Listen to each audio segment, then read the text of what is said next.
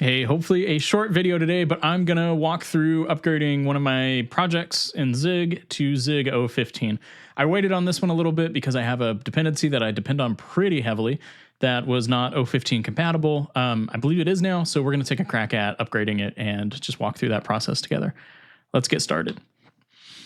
So this is Popshop. This is a pop-up shop for the API that isn't quite finished yet. I had originally written this in Dart, had an obligatory rewrite in Zig about 4 months ago, and yeah, it feels pretty good. So what is Popshop? It's a fast, memory efficient HTTP server for mocking APIs and proxying requests. This is maybe not really relevant in the README, but it is here. So featuring arena allocators for zero copy request handling and clean architectural patterns. Yeah, I use Mies, and there's some information kind of on how you can use this. So you can use Popshop serve, and then like the config YAML, you can specify a custom port, all sorts of fun stuff. You can have it validate your configuration file, show the version, and show the help. What's the configuration look like? So here's the problem, right? So I use this YAML library that wasn't 015 ready. I believe it is now, so we're going to walk through upgrading that, and then the changes that we have to make on our end to support that. So I use YAML files to define request response rules and proxy configurations. So you can see I have this request that I'm listening to. So if I get a request to /API/health on a GET, then I respond with this. Or maybe this is already implemented and I want to proxy it to an external service. So you can see API external, a GET, and then it proxies to http bin.org/get, and it adds a x forwarded by header. Pretty neat. Why would you use this? So if you are maybe a front-end developer or a back-end developer, I suppose, and you work with the other side of the fence. So if you're a back-end developer and you work with a front-end developer, or if you're a front-end developer and you work with a back-end developer, it is good to specify what the communication between your two systems look like. So if you have a React app and I have a server written in Zig, maybe, we would probably want to define what requests you're sending to me and what I should send back to you as the response. So this is a place to do that. And this is nice because if it takes me forever to build that Zig version or a Go version or a Ruby version, sorry, I don't want to imply that it'll take me forever to build a Zig version, but if it takes me time to build the backend version, I can go ahead and spin this up and communicate to Popshop for local development and get kind of a working experience. As soon as you have that backend service implemented, I can then cut this over to a proxy instead of mocking, and I can continue to run all of my requests through Popshop and just proxy the ones that are implemented. That's the idea. I think it's pretty cool. Hopefully you do too. Regardless, we're going to go ahead and focus on upgrading this to the latest version of Zig. I did just update Omashi. I'm going to say it like DHH does. So bear with me. It's a Zig version. We're on 0.15.1. If I hit wrong hotkeys, I have adopted all the new hotkeys for Omachi 3.1. So I will probably hit wrong hotkeys as we go. Feel free to point and laugh. Okay, so I don't have this downloaded yet. I haven't worked on this project since I got my framework laptop. So let's go ahead and clone. So https github.com/BradSeipert/Popshop. Bada bing, cd into Popshop. Oh, yeah, that's fine. Mies trust. Missing Zig 0.14.0. So let me just make sure. Okay, if I run Zig version, it's going to install 0.14.0. That's very considerate. I'm going to let this finish just to prove that, you know, Popshop compiles at least on 0.14.0. So there's a Zig build. Okay. And then Zig version 0.14.1. Okay, great. So the very first thing we're going to do is hop into our Mies config. And this goes from 0.14 to 0.15. Let's give this another Zig build. We should see that it's using 0.15. Whoa. Unable to get 0.15. List installed and active tool versions. Okay, yeah, Mies, whoops. Mies ls. 0.15.1, my apologies. Let's fix that. Oh, please. Okay. Okay, let's give this another run. Zig build. Yeah, much better. Okay, cool. So we have some problems. So I'm going to go ahead and close this window for Popshop so we can look at the errors in their full glory. So it looks like we have an issue in build.zig, build.zig, build.zig. This is that zig YAML that I was just talking about. And then build.zig. Okay, so some build issues. I know I just closed that browser. Let's actually pull it back up, and then zig YAML kubecon. This is the one that I'm using. Zig 0.15.0 support. So I think we're good there. Yeah, so release version.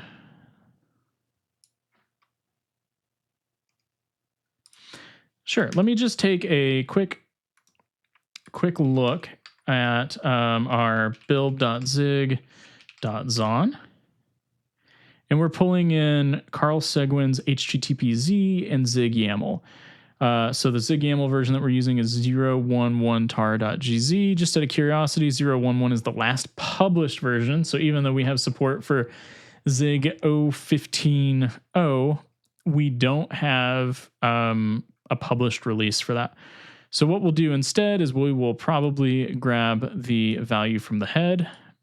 Okay, so this would be something like zig fetch get plus, never remember it.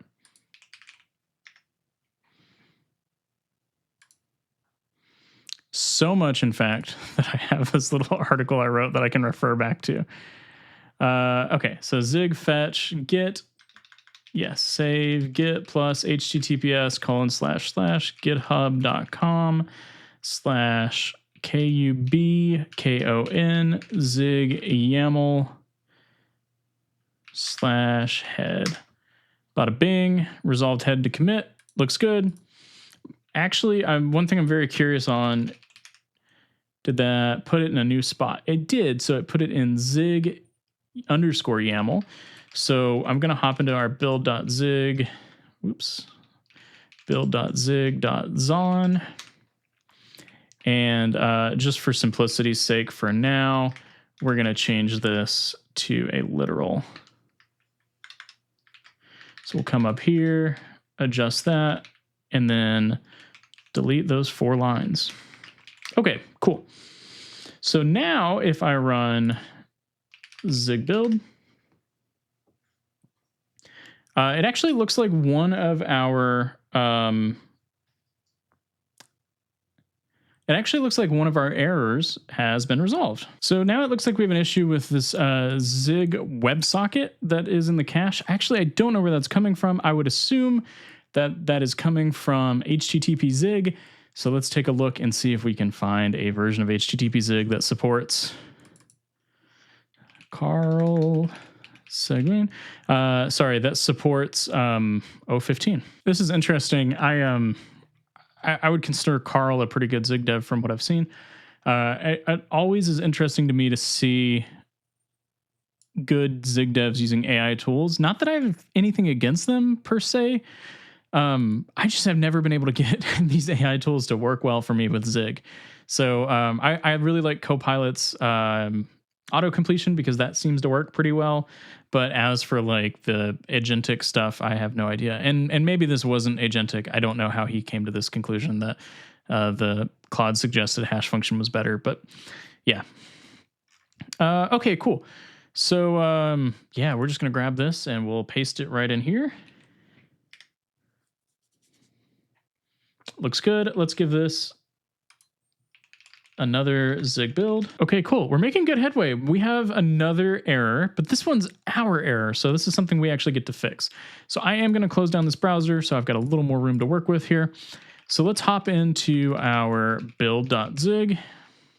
And the short and sweet is that there's no root source file anymore. So instead it is root module, and this will be b.create module. Yes. Creates a private module to be used in the current package, but not exposed. Add module can be used. I think it's create module. So then we have our create options. So we'll have something like root source file, b.path, And I probably should just copy this line instead.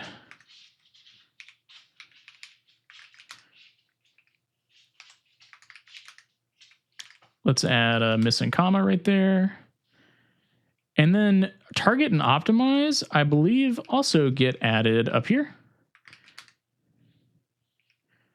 Looks good, seems better. And then I think we have the same issue down here. So our unit tests instead need to be root module. This is going to be b.create module. We're going to come up with our options right here.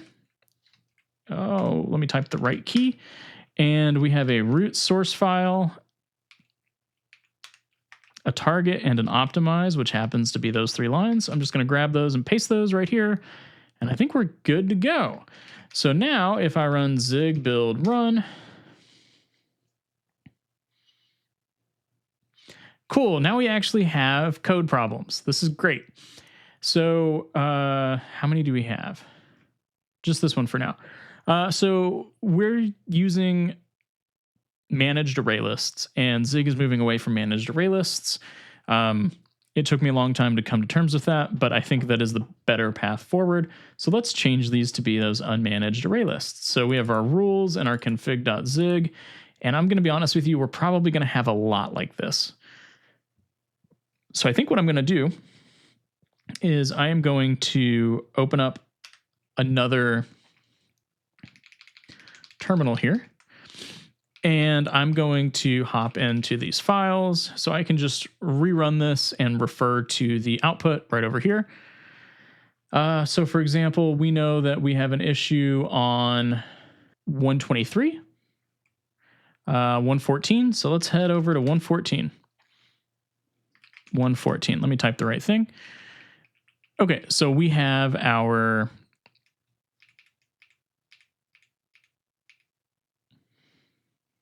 I'm going to be honest, this might be easier to read if I do this. So we have our allocator here that we're passing into our array list.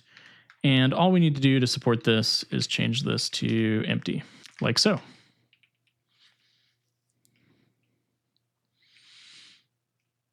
I should have ZLS pointing me towards more issues.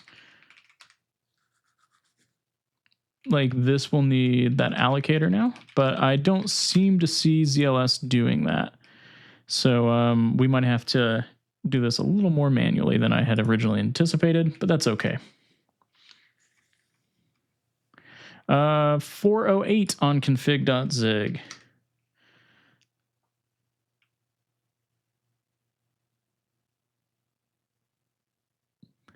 Oh, did we remove in Zig YAML? Did we remove the string type?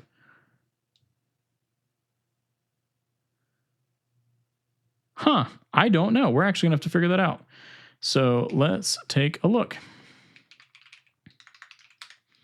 So we have Zig YAML. We're gonna pull this up again.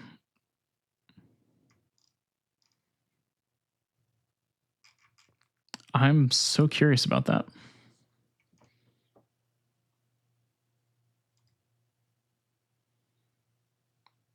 Refactor return types of accessors when typing YAML. Okay, source YAML. It looks like the issue is on 316. So I'm very curious what happened here. So we have a value, it's empty, scalar, list, map, or bool. Okay, that makes sense. So let's change this to a scalar instead. I'll close this for now. Hopefully we won't have to come back to it, but we probably will. It is what it is. This should also be a scalar. This should also be a scalar. I think that should cover it. So now that we're up here, let's give this another run and take a look. 409 has an issue, no field name string and union YAML. Same issue here, yes? Oh.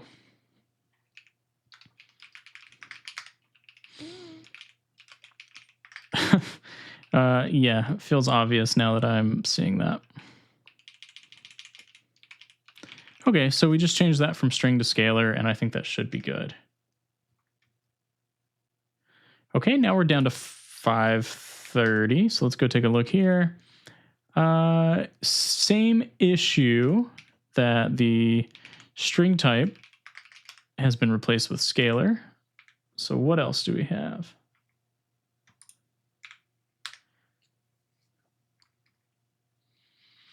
$455.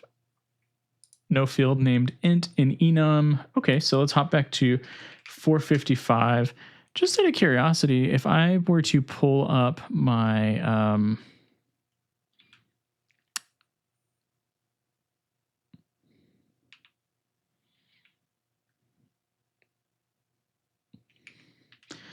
okay, so the LSP is definitely working. So it's not recognizing that that's an int. So instead, it is just going to be a scalar.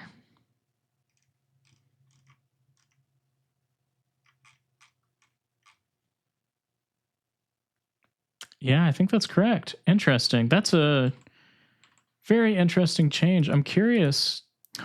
Okay, so I did a little bit of digging, and regardless of if that type was removed or not, I suppose, well, if it has been removed, then we can just convert it to a string and handle the parsing method that I have for string types. So in theory, what I should see here, if this is correct, is that string doesn't exist and needs to be renamed to scalar. Yep, that makes sense. So let's change that to scalar, and then we should be good to go on this little chunk at least. Yep, 463 now. Down here, we have the same thing. This needs to be scalar, and this also needs to be scalar.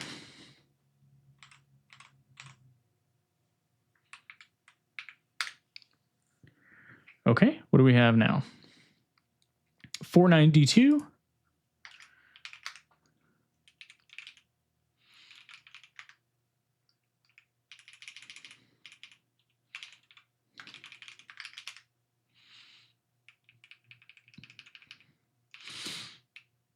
Should be the same thing here. So this will be a scalar instead of a string.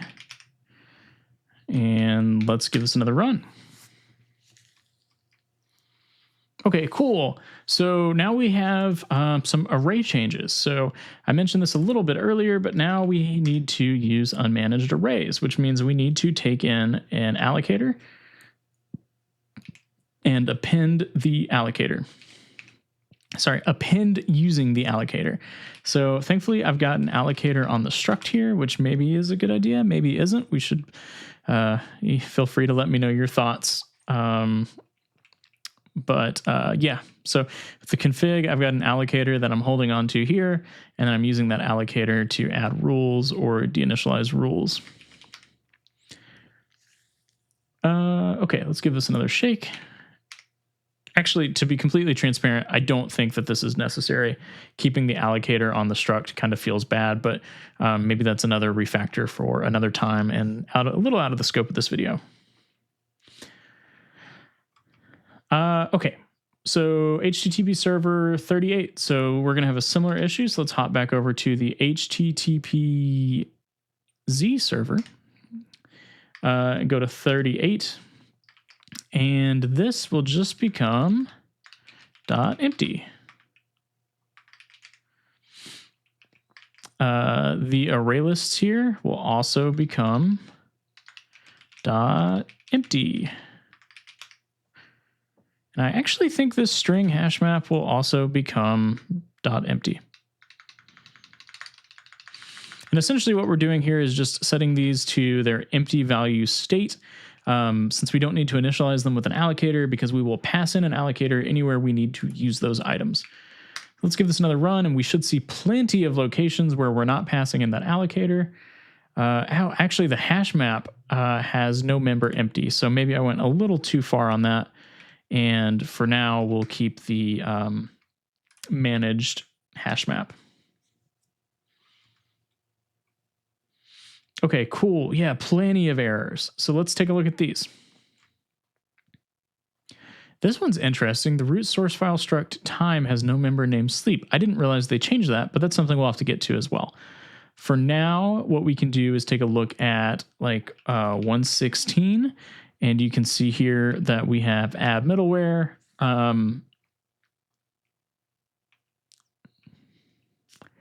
This is interesting. I don't remember if I have an allocator on the HTTPZ server.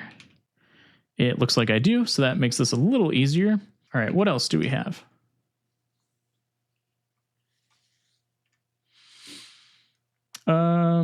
No field or member function named open an HTTP client. Crap, that one's going to be a pain, but that's okay. We'll fix that as we go. So what else do we have? HTTPZ server 107. Yep, so this needs an allocator. So we'll just do self.allocator since we have one on the HTTPZ server. What else do we have?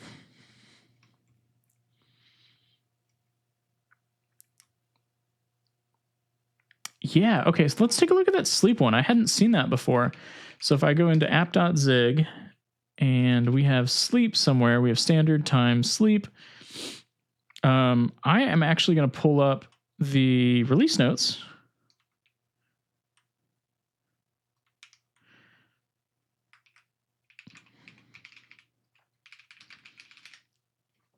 And we'll take a look and see if I can find anything about that here.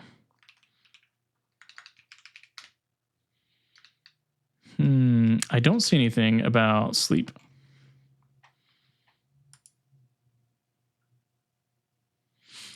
Oh, I'm behind.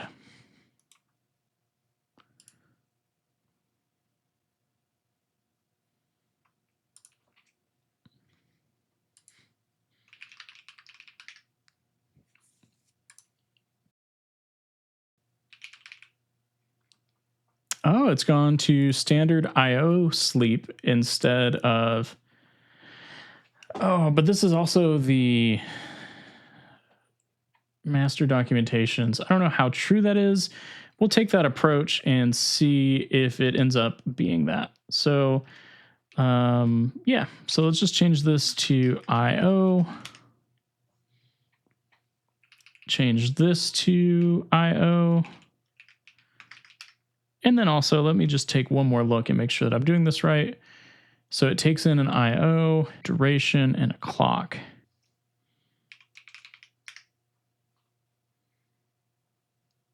I'm going to swap to the 015.1 documentation. Oh, it looks like there's standard thread sleep still. What was I using beforehand? It was time. Okay, so if we change this to standard thread sleep, I think that should cover it, maybe. Standard thread sleep. Looks like that solves the issue for now. But again, we'll have to come back and change that when the IO changes come out. So just something to be aware of. So this will be standard thread sleep. CLI has one. I'm just going to run this again and see what else we have here. Okay, I think I have quite a few standard time sleeps. Really? Okay, one left. At least here. And then in CLI.zig, standard time sleep becomes standard thread sleep. Okay.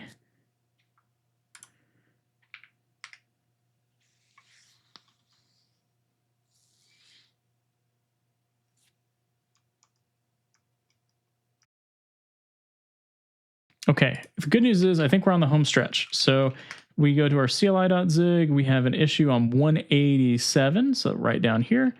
Yep, so again, this is just going to default to an empty array list. Oh, self's not used.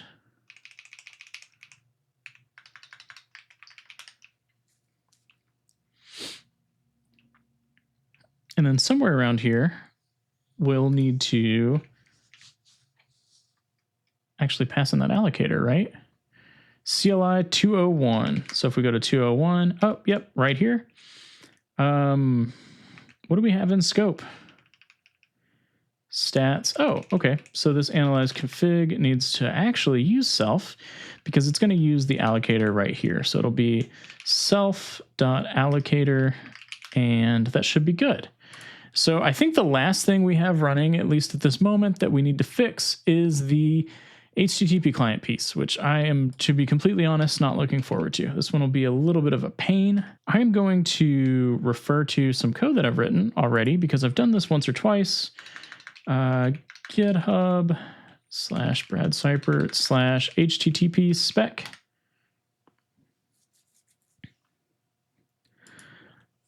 HTTP file, HTTP client. Okay, cool.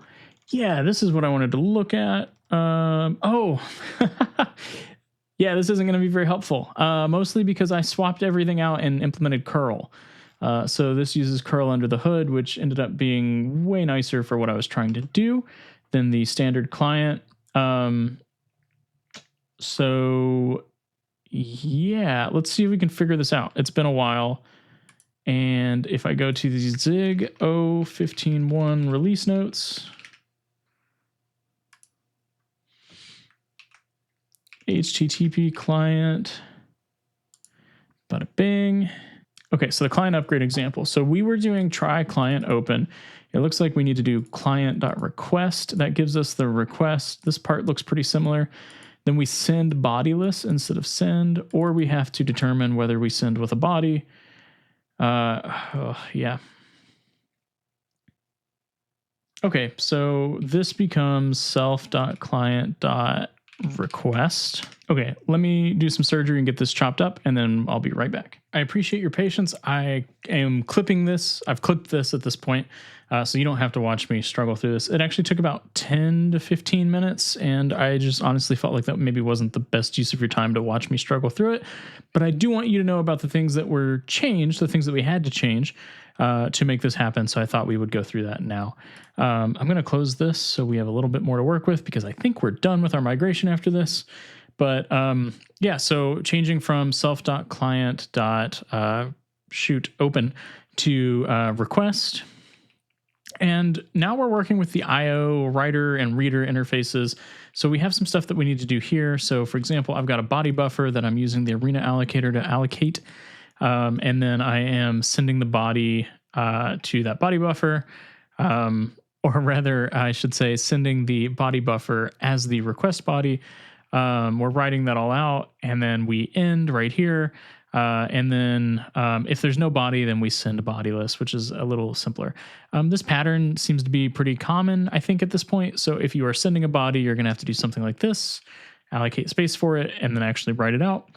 And then if you are not sending a body, you can just use send bodiless, which works really straightforward and simple. Handling redirects here, so you can see that we're receiving the head response into the redirect buffer, and then I'm creating that response. This response is the response type that I have in this project, and then using self-copy response headers here, so just copying those response headers from the actual HTTP response to the proxy response, and then handling the response body here with transfer buffer.